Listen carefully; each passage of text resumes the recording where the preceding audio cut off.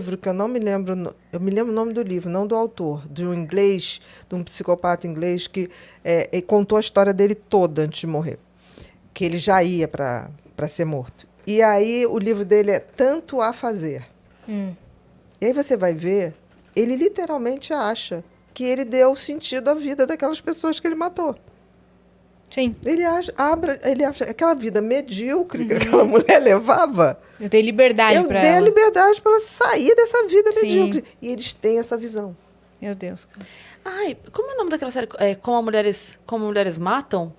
É esse o nome da série? Eu não sei. Não sei. Pesquisa essa pra eu não mim, vi. acho que é esse. Que aí tem a primeira temporada e a segunda. A primeira temporada é maravilhosa, incrível. Se você já assistiu a primeira temporada, pare nela.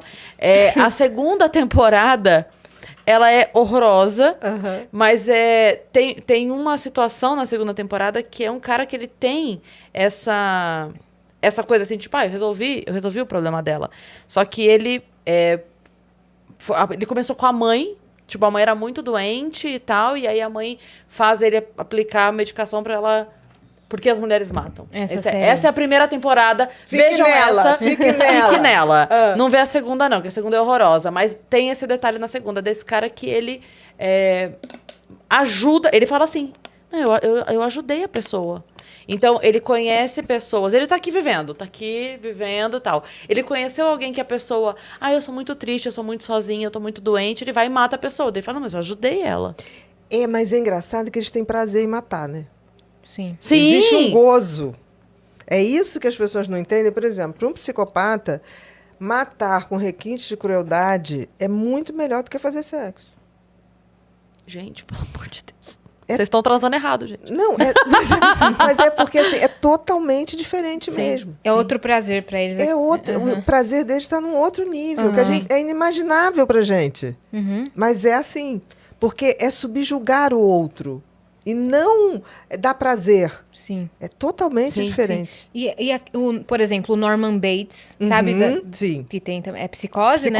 Psicose, também isso. a série Bates Motel, que retrata isto. Ele amava muito a mãe dele. Ele era obcecado pela mãe dele.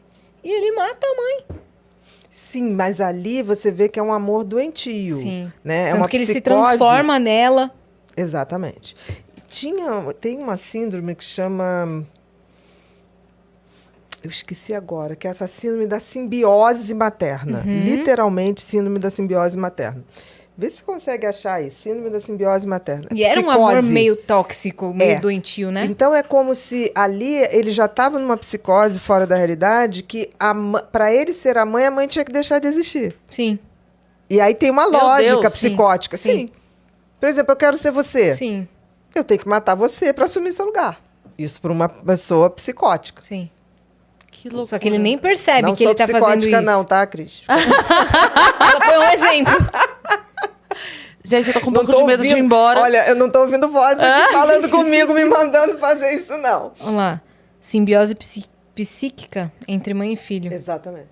Eu peguei um Que loucura. caso. Nossa. É uma coisa assim que o olhar para a mãe é totalmente diferente. É uma coisa muito difícil, Uma é conexão. raríssimo. Mas o Bates seria isso. Sim, exatamente Que nunca isso. foi falado isso. Sim. Né? E ele nem consegue dizer que a mãe morreu. Não. Ele não consegue... Ele não percebe Porque que a mãe ainda vive nele. Tá viva. Tanto Nele. que nele. E o corpo tá lá na casa. Exatamente. Isso é psicose. Uma pessoa que mata E ele uma pessoa. move a mãe, bota na Isso, cama. isso. Tipo, como se ela estivesse vivona. O irmão dele vai lá. Ele tá vestido como a mãe, fala como a mãe e fala, mas eu estou viva. Isso mesmo. E não percebe que ele matou a própria mãe. Ai, meu Isso, Jesus. Nossa, é uma loucura. Psicose é uma coisa também muito louca, gente, assim. Porque a psicose é uma realidade que só é realidade para o psicótico. E não para todos nós que estamos em volta. Sim. Eu lembro bem, no Rio de Janeiro aconteceu mais ou menos no início da década do ano 2000 ali. Tinha um médico chamado Rocco, ele era gastro. E ele tinha um paciente que surtou, né? E ele não sabia que o paciente tinha surtado por uso de droga. E esse paciente chegou, doutor Rocco, eu quero que você me faça uma endoscopia agora. Ele falou, fulano, volta amanhã, que hoje você não marcou horário, tá. Não, é agora, que eu só tenho que tirar o chip que botaram em mim. Aí ele olhou e falou assim, olha, faz o seguinte, vai na doutora fulana e volta amanhã, porque a doutora fulana era a psiquiatra do rapaz.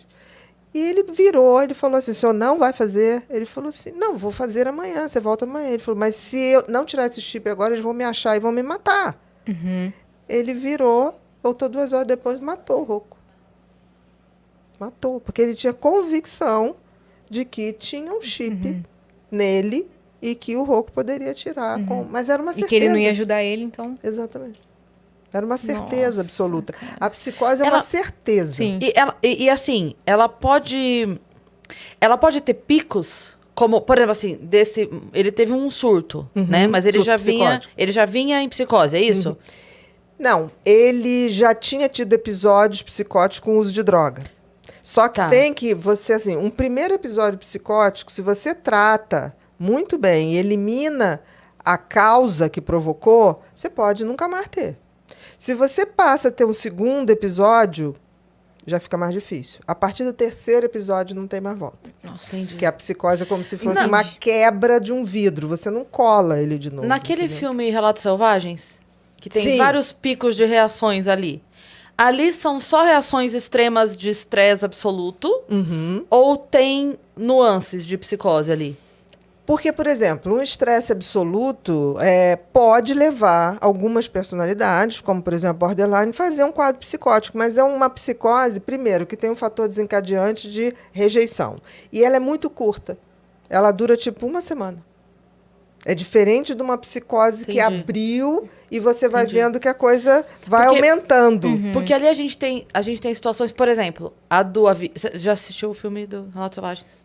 Assisti. Não me lembro muito, mas são vários casos. São vários casos. Isso. Então, só para esclarecer assim, por exemplo, a gente tem o caso do avião, que é um caso em que houve uma...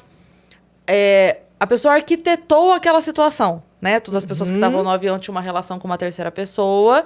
Ele arquitetou aquele encontro de todas aquelas pessoas dentro do avião. Então, eu entendo assim, teve uma preparação, teve um... Sabe, a pessoa se dedicou a fazer aquelas pessoas estarem ali. Beleza. Na outra situação... é do nada. É a pessoa que tá ali no trânsito, se meteu numa confusão ali no trânsito, explodiu. Então, tem umas situações que são... agudas e crônicas. Agudas e crônicas. É isso que você está colocando, por entender. exemplo, Um Dia de Fúria. Você lembra daquele filme? Lembro, Michael claro, Douglas. claro. Aquilo foi uma psicose aguda. Ele não vinha. Foi um episódio. Exatamente. Ele não vinha, ele vinha no estresse absurdo. Por exemplo, a gente tem hoje vários profissionais com síndrome de burnout. Principalmente o pessoal ligado da área médica, que na pandemia não podia voltar para casa, gente. O que aconteceu com os médicos, enfermeiros, auxiliares de enfermagens e pessoal que fazia faxina, limpeza dos hospitais, foi uma coisa de maluco. Sim. As pessoas não têm noção. O que teve de colega deprimindo, tendo momentos psicóticos, totalmente, a gente chama de psicose breve. Porque não tem uma tendência à psicose, foi exaustão daquele cérebro. E só vendo coisa ruim, né? Eu comecei a terapia agora há pouco, né? Fiz 2 sessões, primeira vez na minha vida. E o meu psicólogo estava falando que de 1 ano para cá, nunca tantas pessoas procuraram ele por burnout. É uma coisa que a gente ainda vai ter que pesquisar, porque assim, já era alto. Sim. O Tá nível muito mais alto. em 2018, em 2019, não precisa nada. Em 2018, a Organização Mundial de Saúde decretou um ano de combate ao suicídio. Sim. Entendeu? Em 2018. E naquele momento, isso são dados da Organização Mundial de Saúde, você tinha um suicídio a cada 40 segundos no mundo, antes da pandemia. Depois da pandemia... se agravou muito. Com certeza, porque deu os dados. Sim. Porque tem uma outra coisa também, o suicídio não é divulgado. Porque que não pode, né? E que eu acho que é errado. Sabe por quê? Eu não sou contra, eu acho que a forma como divulgam é errado. Porque só divulgam suicídio, por exemplo, todo dia tem suicídio. Mas só divulgam quando tem alguém conhecido, aí as pessoas formam aquilo como se fosse assim, fulano não aguentou o mundo cruel e suicidou. Faz aquilo quase uma coisa romântica. Isso é ruim. Sim. Romantizam. Romantizar o ato de suicídio, porque o suicídio é a coisa mais antinatural para o cérebro. Tá? O cérebro faz tudo para sobreviver. O suicídio é o oposto. Sim. Né? Então, eu sou contra, eu acho que a imprensa